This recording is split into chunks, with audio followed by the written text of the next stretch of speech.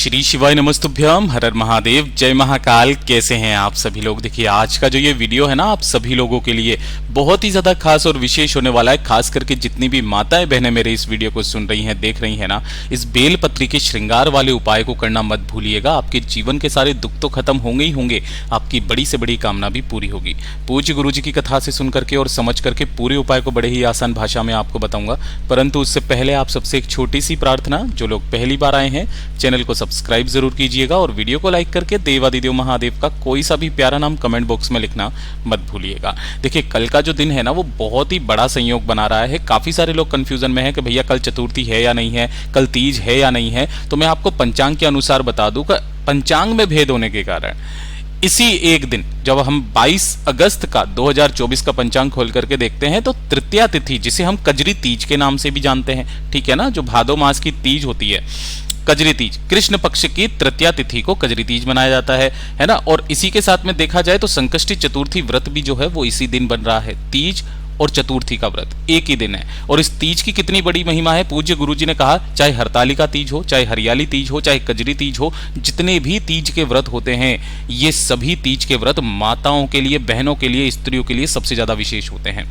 इसके लिए एक कथा भी गुरुदेव ने बताई थी कि जब 3 देवियां थी, है ना, ब्रह्माणी, लक्ष्मी और मैया पार्वती जी ने घोर तपस्या करके, तप करके, अपनी पूरी सिद्धि प्राप्त करके जब इन तीनों भगवानों को, ब्रह्मा विष्णु महेश को, अपने पति के रूप में पाया, तो उनकी इस सिद्धि को देख करके, तप को देख करके इन्होंने खुश होकर के उनको बोला कि आपको क्या वरदान चाहिए।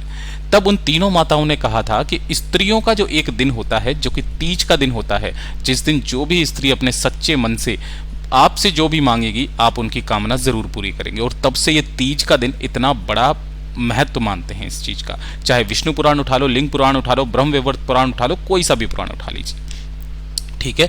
इस पूरे वीडियो में हम 3 महा उपायों के बारे में बात करेंगे, जो कि आपको आज के दिन करने ही करने हैं। और साथ ही साथ गुरुवार का दिन भी पड़ रहा है, बहुत ही ज्यादा खास और विशेष है। आपको सबसे पहला वाला जो उपाय है, किन लोगों को करना है, ये चीज ध्यान से सुनिएगा।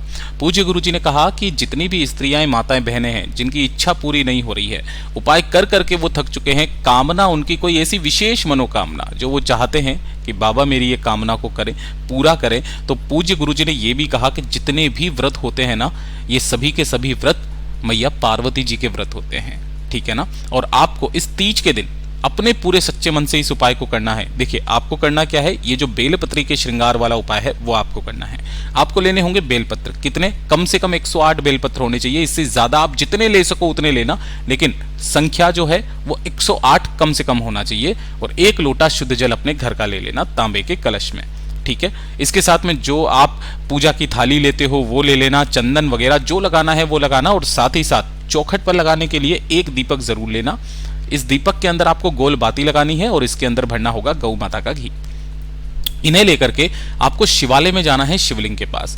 बहुत अच्छा होगा कि अगर आप शिव पंचायत में जाएं, जहां पर शिवलिंग के साथ में मैया पार्वती जी, कार्तिकेय भगवान, गणेश जी भगवान और नंदी भगवान भी बैठे हुए रहते हैं। यहां पहुंचते हैं, बहुत अच्छी बात है। अगर आपके आसपास कोई ऐसा मंदिर नहीं है, इस तरीके से केवल शिवलिंग विराजमान है, तो भी पूज्य गुरु जी ने कहा कि आपको किस तरीके से उपाय करना है। जैसे ही आप यहां पर पहुंचेंगे, शिवलिंग के पीछे की तरफ, उत्तर दिशा की तरफ मुख करके आपको बैठ जाना है। जो पूजा पाठ अर्चना आपको पहले करनी है वो कर लेना। हल्दी, रोली, कुमकुम, चंदन जो आप लगाते हो, जैसे आप पूजन करते हो महादेव का, वैसे पूजन करना। उसके बाद में सबसे पहले आपको 1 लोटा शुद्ध जल जो लेकर के आए हो वो शिवलिंग पर समर्पित करना है। श्री शिवाय नमस्तुभ्यम का स्मरण करते हुए, किनके नाम से वो करना है, आपको शिव शक्ति के नाम से, है ना, किनके नाम से, शिव शक्ति के नाम से आपको 1 लोटा शुद्ध जल समर्पित करना है। उसके बाद में जो भी आपने चंदन लिया है, चंदन की 1-1 बिंदी इन सभी बेलपत्र की जो बीच वाली पत्ती है ना, इसकी पत्ती के ऊपर 1-1 चंदन की बिंदी लगा करके, जितने भी बेलपत्र हैं, इन सभी बेलपत्रों को अपने हृदय में अपनी कामना को कहते हुए, है ना, गौरी शंकराय नमः, पूज्य गुरु जी ने एक मंत्र दिया था, ओम गौरी शंकराय नमः। इस मंत्र का स्मरण करते हुए अगर आप इस तरीके के मंदिर में हो, तो मैया पार्वती जी का आपको उन्हीं बेलपत्रियों से श्रृंगार करना है। उनके झुमके, उनके जो हाथों में पहनाना है, उनको पूरे वस्त्र रूपी टाइप से, उनके गहने रूपी टाइप से आपको पहनाना है। अगर ये नहीं है तो जो शिवलिंग पर कटी भाग होता है, इस कटी भाग पर आपको उन बेलपत्री का श्रृंगार करना है। पूज्य गुरु जी ने कहा कि जो स्त्री अपने पूरे सच्चे मन से बेलपत्री के पत्तों से मैया पार्वती जी का श्रृंगार मात्र भी करके आ जाती है, महादेव उनकी बड़ी से बड़ी कामनाएं पूरी करते हैं। और जब आप अपने मंदिर से अपनी कामना कह करके वापस लौटो, तब शिवालय की चौखट पर मात्र एक दीपक अपनी कामना कह करके लगा करके आ जाना जो आप साथ में आए हो, चाहे कितनी भी बड़ी आपकी कामना क्यों ना हो, पूरी जरूर होगी। पूज्य गुरुजी का बहुत अद्भुत और अचूक उपाय है, जरूर कीजिएगा। अब बात करते हैं दूसरे वाले उपाय की।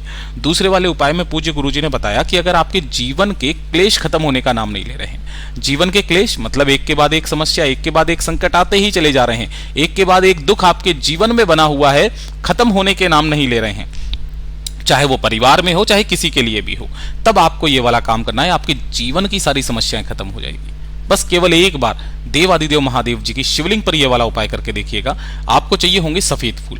कितने? जितने लेने हो उतने सफेद फूल लेना है। एक फूल को छोड़ करके जो होता है केतकी का फूल, भूल करके भी केतकी का फूल मत लेना, वो बीच में से थोड़ा सा पीला पीला सा होता है, कुछ इस तरीके से, ठीक है ना, वैसा मत लेना। इसके अलावा जो सफेद फूल मिल जाए वो लेना। अब इन्हीं सफेद फूल की आपको बनानी होगी माला। माला बनाने का भी एक क्रम पूज्य गुरुजी ने बताया कि जो भी आप धागा लोगे ना, वो धागा होगा लाल रंग का। कौन सा?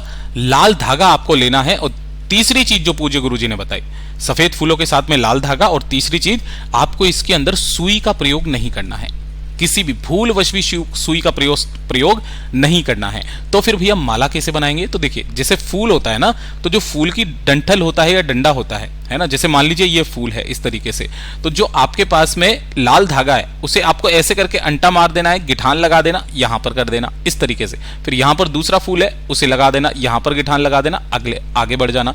सुई का प्रयोग नहीं करना है, इस चीज का ध्यान रखना। सफेद फूलों की एक माला बनानी है और एक लोटा शुद्ध जल अपने घर का लेना है तांबे के कलश में।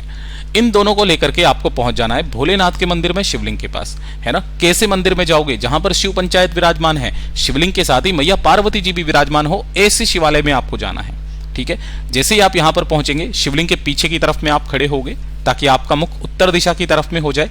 दोनों हाथों में एक लोटा शुद्ध जल जो आप लेकर के आए हो, ओम गौरी शंकराय नमः मंत्र का स्मरण करते हुए आपको संपूर्ण जल शिवलिंग पर समर्पित कर देना है। समर्पित कर देने के पश्चात दोनों हाथों को फैला करके बाबा से विनती करना, कामना करना, और कामना करने के पश्चात जो भी जीवन के दुख कष्ट क्लेश आ रहे हैं उन सभी कष्टों को खत्म करने की कामना कह करके जो सफेद फूल की माला है, उन सफेद फूल की माला को आपको यहां पर इस तरीके से पहनाना है, मतलब इतना बड़ा आपको बनाना है कि इन दोनों शिवलिंग और मैया पार्वती जी के चारों तरफ में आ जाए। पहले आप जैसे कलावा लपेटते थे, है ना, उसी कलावे की जगह पर आपको सफेद फूलों की माला पहनाना है। पूज्य गुरुजी ने कहा आपके जीवन के जितने भी कष्ट होंगे धीरे धीरे करके खत्म होने लगेंगे। पूज्य गुरुजी का बहुत अद्भुत और अचूक उपाय है, जरूर कीजिएगा। बात करते हैं तीसरे वाले उपाय की। चूंकि तीज का दिन है और ये जो तीज का दिन होता है खास करके स्त्रियों, माताओं, बहनों के लिए समर्पित होता है। अगर कोई ऐसी कुंवारी स्त्री है, कोई बहन है जिनको मन चाहे वर की प्राप्ति करनी है, मन चाहा वर, है ना, यानी कि जिनसे वो विवाह करना चाहती हैं उनसे वो विवाह हो, ऐसी महादेव से कामना करके अगर वो करेंगे तो कैसे न कैसे करके आपकी वो कामना पूरी होगी। देखिए आपको क्या करना है, इस तरीके से लेने होंगे चावल के दाने। कितने? 7 चावल के दाने लेने हैं, ठीक है। अक्षत होने चाहिए, पूर्ण होने चाहिए, कहीं से भी खंडित ना हो, इस चीज का ख्याल रखना है। इसी के साथ में आपको लेनी होगी हल्दी। अब काफी सारे लोग सोचेंगे कि महादेव को तो हल्दी चढ़ती नहीं है, तो पहले आप उपाय को पूरा सुनिए। 1 चुटकी मात्र हल्दी लेनी है। जितने आपने 7 चावल के दाने लिए हैं ना, इन्हें हल्दी के अंदर आपको क्या कर लेना है, लपेट लेना है, पीले चावल बना लेना है इस तरीके से। और इसी के साथ में आपको तैयार करने होंगे 11 दीपक।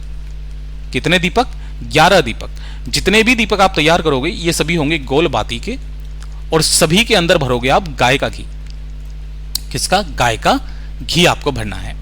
और यही 11 दीपक और पीले चावल हल्दी है, साथ ही साथ 1 लोटा शुद्ध जल, इन्हें लेकर के भोलेनाथ के मंदिर में पहुंच जाना है, शिवलिंग के पास में। चाहे इस तरीके का हो, चाहे आपके पास में केवल शिवलिंग वाला मंदिर है, वहां पहुंच जाना। शिवालय के पीछे की तरफ में आप खड़े होगे, शिवलिंग के पीछे, ताकि आपका मुख इस जलाधारी की तरफ में हो जाए, उत्तर दिशा की तरफ। 1 लोटा शुद्ध जल जो आप लेकर के आए हो, पहले 1 लोटा शुद्ध जल ओम गौरी शंकराय नमः मंत्र का स्मरण करते हुए शिवलिंग पर एक धारी से धीरे धीरे करके समर्पित कर देना। समर्पित कर देने के पश्चात आपको वहां पर बैठ जाना है। बैठ करके जो आपका दाहिना हाथ है, उस दाहिने हाथ पर आपने जो 7 पीले चावल लिए हैं, उन पीले चावलों को अपने दाहिने हाथ की हथेली पर रखना, अपना नाम और अपना गोत्र बोलना, और जिस कामना से आप आए हो उस कामना को कहते हुए इन 7 के 7 चावल के दानों को माता पार्वती के सामने आपको समर्पित कर देना है। समर्पित कर देने के पश्चात जो 11 दीपक आपने लिए हैं, जो शिवलिंग के चारों तरफ इस तरीके से चौखट बनी हुई रहती है, उसी चौखट पर आपको 11 के 11 दीपक आपको प्रज्वलित कर देने हैं। इस चीज का ध्यान रखना, 11 के 11 दीपक आपको यहां पर प्रज्वलित कर देने हैं। प्रज्वलित करके महादेव से कामना करके, विनती करके कि बाबा मेरी ये कामना है, मेरी इस कामना को पूरा कीजिए, इससे ज्यादा मुझे और कुछ नहीं चाहिए। जैसे आपको कामना करनी है वैसे कामना करना, महादेव की भक्ति करके, विनती करके वापस घर की तरफ चले आ जाना। ये जो तीज का दिन होता है ये आपकी बड़ी से बड़ी कामनाओं की पूर्ति जरूर करते हैं। पूज्य गुरु जी के ये सभी उपाय बहुत ही ज्यादा खास और अद्भुत है, जरूर कीजिएगा। वीडियो पसंद आए तो लाइक जरूर करना, चैनल को सब्सक्राइब जरूर कीजिएगा।